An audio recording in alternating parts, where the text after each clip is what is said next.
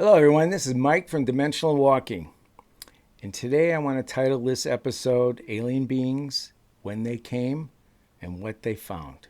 Okay? So, I'm going to read an article that somebody sent to me some years ago that I really, really loved and I want to share with you.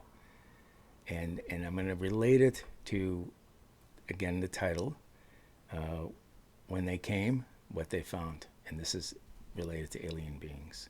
So, anyways, so here goes the letter. I'm going to read it. I did memorize it. I think it's better I read it to you so you get the main impact of what the article is about and what I got out of the article. I may jump in and throw a few extra my own thoughts in there, but for the most part, I'm just going to read it straight to you. Okay? And I'll comment on the end, of course. Here we go. Humans are inherently selfish, violent, intellectually myopic, and deadly. Now, I don't believe, obviously, everybody on Earth is that way. There's a lot of good people here. Okay? I just want to add that in there. Written history bears me out on these points.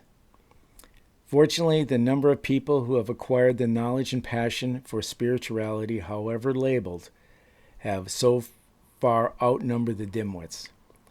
As a species, we have lived only a short time in the history of the Earth.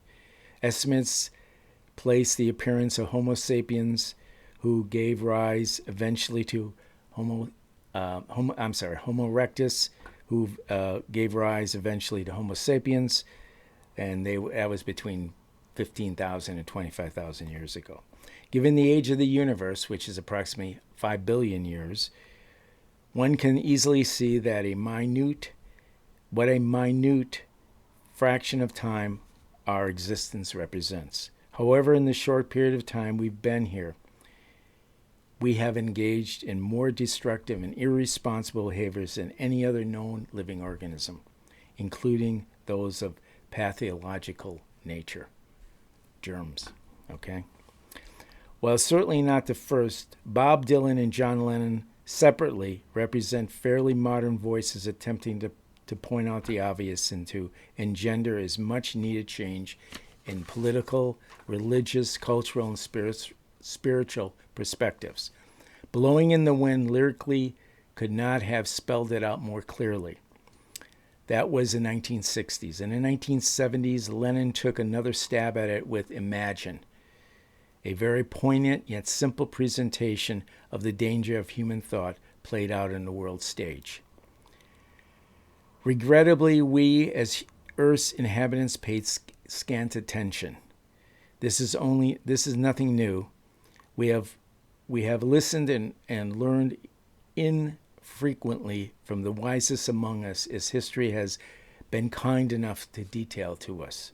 The current widespread global terrorism and relative little involvement in the United States in actively opposing it are easily crafted to represent a very pragmatic behavior and thought processes of humans. Not many times, Dylan asks, are we to see and not see or understand? The answer seems to be a staggering number, but perhaps only Google can understand. While reeled in and attracted to stories and epics in the books we read, in the films we watch, we do not seem to perceive the fundamental themes are those we engage daily: good and evil, right and wrong, life and death, and so on. We pay ever increasing amounts of money to partake on these tales, yet we still fail to make the connection between the message and the reality. If we are to not simply survive but evolve as a species, if we are to outlast our zeal towards self-annihilation, and if we are to provide a better future for our offspring, we must change. We must seek out individually a spirituality which frees us from our own selfishness. It matters not what its name is or what written, spoken sources serve as our basis and catalyst for this change. We must make the change. We can no longer keep our heads up our collective asses because we are suffocating. Basic reason is defined by whatever philosophical or religious perspective you care to engage. We must allow us to elevate our minds intellectually and spiritually. We must also stop living substances and support to persons or groups who are individually, collectively destroying us as a global people. We must eradicate xenophobia, hatred, and biased perceptions of one another.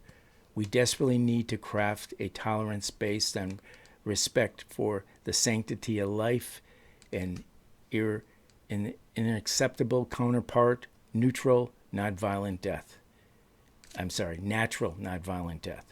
Until people truly regard one another as valuable in their own individual right, we will never escape the entrapments of power and wealth. Until interdependence is nurtured globally, we will, as a planet of humans, be forever enemies of the processors of geographical strategic resources. Until we learn for certainty it is not inherent or instinctual in any person, a matter of thinking or acting which is more in harmony with the global mutual benefit, and stop completely the oppressive characteristic of personal and geographic heathenism, we will forever perceive a glimmer of hope for humanity. This will mandate a change in human thinking, particularly in Western or industrial societies, encouraging and perhaps demanding the active participation in all denizens in contributing to people, societies, and the world rather than allowing persons to continue running scams, draining the very essence of our civilizations.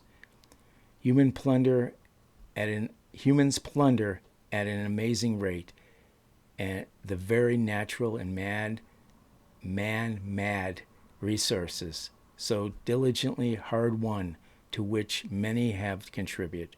Rather than perceiving and judging societies and wealth as the haves and have-nots framework, the focus should be on the takers and the givers to lend a vernacular feel to this monologue. Civilization after civilization has proven the persistent trend in humans to self-destruct. So, sadly, neither Lenin, Dylan, or I, for that matter, will ever see the righting of humans. We, as a people, are destined to ruin the very societies, bodies of knowledge, art, and scientific achievements we work so hard to create. Okay, that's some pretty heavy stuff. That was written by my beloved and moved on brother-in-law, Doc, as he likes to be called, Doc Earp. There's some really powerful things in there if you think about it, and I apologize, I probably skipped on a few words there, but I think you got most of it pretty good. Anyways, it's a pretty powerful piece, and here's my closing thing to kind of tie back in the aliens that I started with, and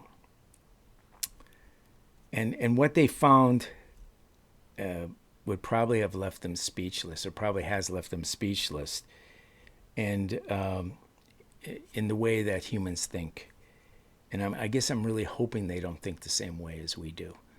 And maybe they can help us become a better human. I don't know that. But anyways, hope you enjoyed. Until we meet again, we'll see you. And if you have any comments, I know you'll comment here, or you can send the comments to dimensionalwalking@gmail.com. Thanks a lot. Bye-bye.